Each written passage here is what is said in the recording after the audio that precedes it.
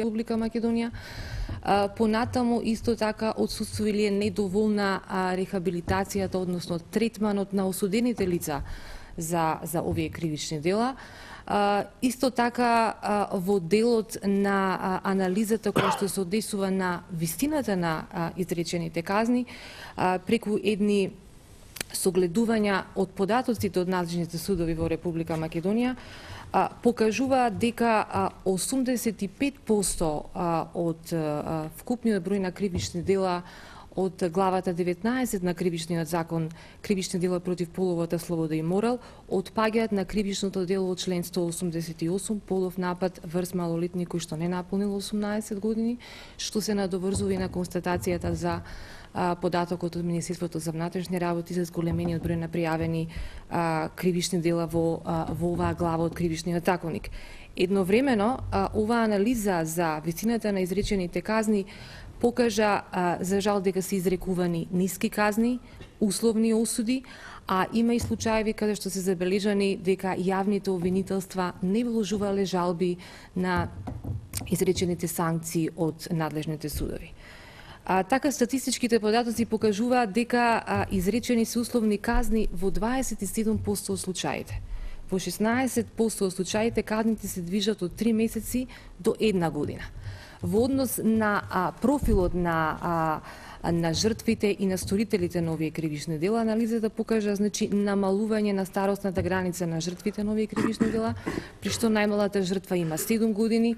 Понатаму, исто така, во делот на повторниците имаме обработени неколку карактеристични случаи за кои што можеме да продискутираме во текот на емисијата. Истовремено, оваа анализа покажува дека апелационите судови, како второстепени судови, се коректор во однос на одлуките на првостепените судови. И во најголем број случаи ги преиначуваат одлуките на првостепените судови и изрекуваат поостри казни за овие кривични дела. Имајќи ги во предвид овие показатели од анализата, Владата на Република Македонија ја разгледуваше оваа анализа, при што, меѓу другото, го задолжи Министерството за правда да пристапи кон изготвување на предлози за измени и дополнување на Кривичниот законник, односно да се предвидат поострување на казните за овие кривични дела. Исто така, меѓу другото, владата го задолжи Министерството за труд и социјална политика да изготви акционен план за превенција и исправување со сексуалната злоупотреба на деца, во кој што план ќе бидат содржани мерки на превенција, мерки за помош и заштита на жртвите, како и други активности согласно меѓународните стандарди за кои што можеме да се осврнеме во понатамошниот тек. Минановски, толку за тој акционен план, ако можете, ве молам вие, и после господин Гиневски. А професорите ќе одговорат за педофилите општо од медицински аспект. Па на 27.6.2008 година е донесен овој акционен план за превенција и исправување со сексуалната злоупотреба на деца и педофилијата. Акционот план се базира врз релевантни податоци добиени од повеќето министерства и во кои учествуваат и повеќе министерства.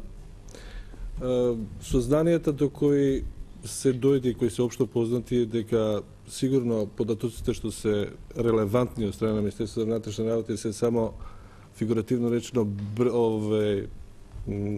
во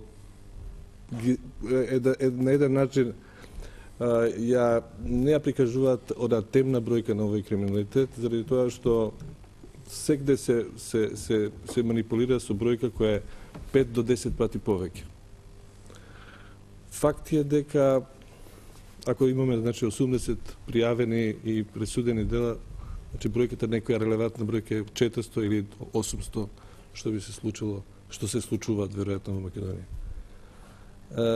Во овој акционен план се поврзани неколку министерства, меѓу кои нашето министерство, Министерство за труд и социјална политика, Министерство за образование, Министерство за здравство, Министерството за правда, и целта на овој акционен план е да се на еден начин справи државата со овој навистина со оваа општествено патолошка појава. Се надеваме дека со помош на невладиниот сектор, јавноста, односно пријавувањето на овие дела, кој од ден на ден гледаме дека се повеќе и повеќе вродува со плод, на секој начин ќе се обидеме со сите механизми што ги има оваа држава, како практични, така и од научен аспект, да се обидеме барем да го спречиме, ако не до крај да го анулираме ова дело. Господин Гиновски, јавноста ве познал и во гласот на народот говоревме за едно исто така лоша појавата наркоманијата, и вечер ќе говориме за педофилијата. Користевте во дефинирањето на овој план и меѓународни искуства?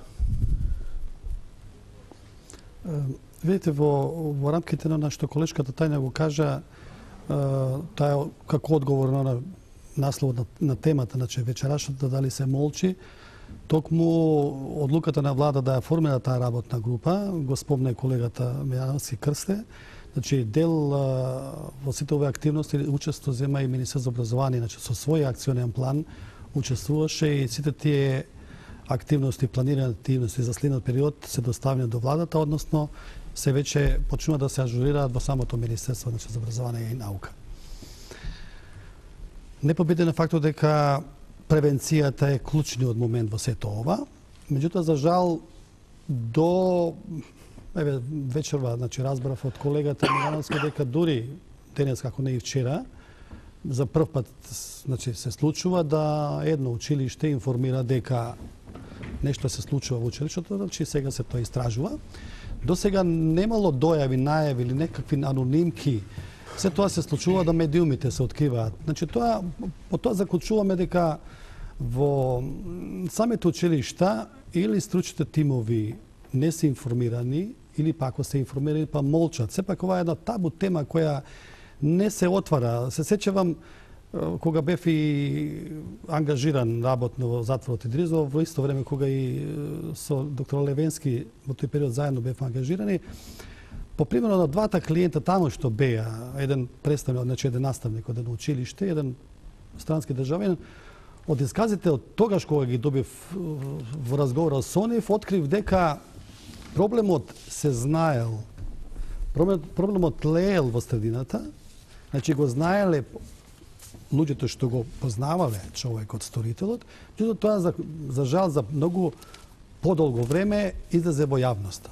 Нормално човекот беше затворен за жал 3 години, во тоа време зборам 97 година. Да се навртам на активностите што моментално согласно план нацртот, односно согласно акционен план ги предвидува да ги преземе Министерство за образование и наука. Клучен момент во сето ова е да се кренат на нозе, значи да се ангажираат сите стручни тимови во училиштата со една дополнителна едукација. Второ, Министерство за образование веќе подготвува прави списоци на едуцирани кадри во самото образование. Имаме сознание дека голем број на наставници, стручни тимови, па дури тука ќе се вклучат родителите, се веќе едуцирани. Меѓутоа сакаме да ги собереме по име и презиме во средините во кои сега се наоѓаат за да ги ангажираме. Нашиот предлог е да се започне со една регионална едукација на овие целни групи, како би можело да се интерира брзо, стратегијата, односно акционен план, тука пред се апелира повеќе на поголема будност на советите на родители. Информациите се наши, овие денови разговарано со неколку председатели на советите на родители, они признаваат дека во дадените средини нешто се наслутува, се случува, меѓутоа немаат храброст тоа да го кажат. Тука произлегот заклучува дека се уште е ниско нивото на свеста кај овие целни групи, а тука се надврзано тоа дека се уште ниско нивото не е на одговорност на овие целни групи, проблемот да го истакнат, да го изнесат пред надлежните институции, да го третираме онака како што тој заслужува. Така. Професори, значи за педофилите. Дали е тоа наследна појава? Јас претходно би сакал да се надоврзам на господинот Гиновски, нешто што мислам за да не биде вака парциализирана дискусијата, да дадам осврт на тоа што вие го велите молчење. Молчењето е на неколку слоја. Молчат прво децата кои што се жртви за жал. Проблемот мораме да се сетиме за кого зборуваме се. Зборуваме за децата. Тие се жртвата на сето ова, а ние сме некои луѓе кои што треба да пружат таа нега, грижа институционално, вонинституционално како родители, како семејство и така натаму. Мораме да се осврнеме на тоа дека превенцијата мора да се врати назад таму каде што се децата. Децата се во семејството и децата се во училиштето или евентуално во градинките. Што сакам да речам? Децата молчат затоа што сексуалниот злоставник или ако сакате педофилот му се заканува, манипулира со него, му прети со тоа дека ќе има распад на семејството, дека ќе се случи, дека тоа е виновно, му ја префрла вината на него затоа што тоа го предизвикало и затоа што, знаете, во тие физиолошки состојби кога се случува некакво надразнување на телото на детето, особено ако е тоа блиско до пубертет или пубертетско дете, може и навистина да доживее некаква позитивна стимулација, што е уште пострашно, уште поголемо чувство на вина. Затоа мораме да се вратиме сосема назад и да почнеме со рана возраст, предучилишна и училишна возраст и да разговараме со овие деца, односно ние сме должни да му возможиме простор и време. И тука сосема се сложувам со господин Гиновски дека училиштата може би се најдоброто место каде што нашите деца се 8 сата да почнеме со таа структурирана програма која што ќе или факултативно, значи да биде на ниво на држава една иницијатива, да во сите училишта и не сега и тука само 3 месеца и 6 месеца и не странски експерти, туку од тука па натака да проектираме за сите нови генерации на деца, затоа што тоа постоело, постои и за жал ќе постои. А превенцијата се состои токму во тоа да ние од сега па натака му размислуваме како да им дозволиме на тие деца да осознаат што е приватноста на нивното тело. Како да осознаат дека за некои тежини, за некое бреме што го носат, бремето на да се биде жртва на сексуална злоупотреба огромно, да може да прозборуваат. Како да им дозволиме на тие психолошко-педагошки служби, па и тоа и по цена да ги ослободиме од некои нивни секојдневни ангажмани и од во наводници нивниот имидж на некакви извинете, нека ми извинат тие прекрасни луѓе што работат вештерки кои што ги заплашуваат децата во некој стар систем, да речеме, дека ќе одиш кај психологот или педагогот ако скривиш нешто. Не, да ги отвориме вратите на тие, јас велам, многу од нив се веројатно отворени и на некои наставници кои што се спремни да влезат во интеракција со децата да се дискутира за тоа.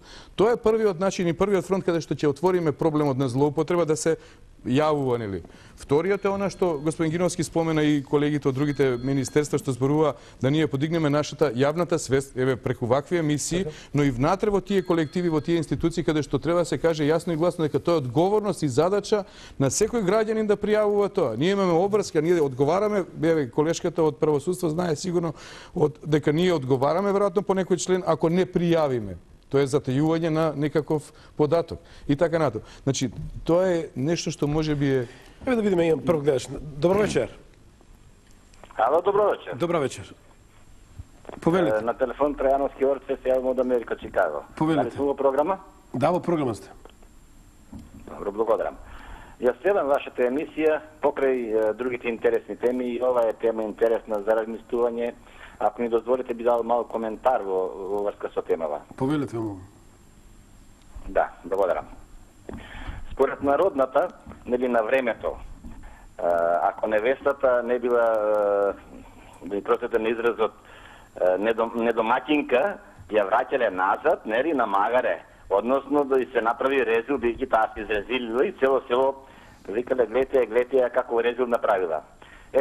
Бидејќи тоа за мала работа се правило така, а сега кога овој педофилот, предмалку слушнав дека некој спомнал од овие стручните лица дека се малку така, пак народски речено, малку демек грешени, кога тој направил такво резил на едно младо суштество, на една фамилија, на една средина во која живее. Не ли би било поарно отколку да го затворат неколку години таму во затвор па да го ранат и да го чуваат, да го лекуваат бадијала, да не работи ништо, толку како според народната што велат будала со ќотек се лечи, да го врзат и низ чаршија под мотото гледате народе каква будала живее меѓу нас и ова што го води со камшик да му засвири 2-3 пати над ушите и случајно извини не те загледав, ај сега да го обележиме за да го познавате кој е, поплеки по градите, по мевот, по стомакот, да го истетовира неколку пати така, пак да според тоа на народната ако е будала со ќотек. Вие се јавувате од Чикаго, рековте. Да го тетовираме, да го препознавате. Од Чикаго се јавувате, така? Ќе викаат, ај уште еднаш тетовирај го за да не му се избеши татоважата. Да, че само. Представам дека кога така ви ги лекувале тие, дали ме слушате? Бројот на тие. Ние ќе збориме. Се извинувам. Ги нарекол гадови, што дали ме следите? ги сквернуваат децата, ги сквернуваат фамилиите. Ја режета би ја замолил. Би ја замолил Треба режета такви насоки. да го... Да, имајте го уште на линија. Јас морам да интервенирам тука, се извинувам затоа што ова е многу стигматизирачки. Знаете, ова е слободна емисија и секој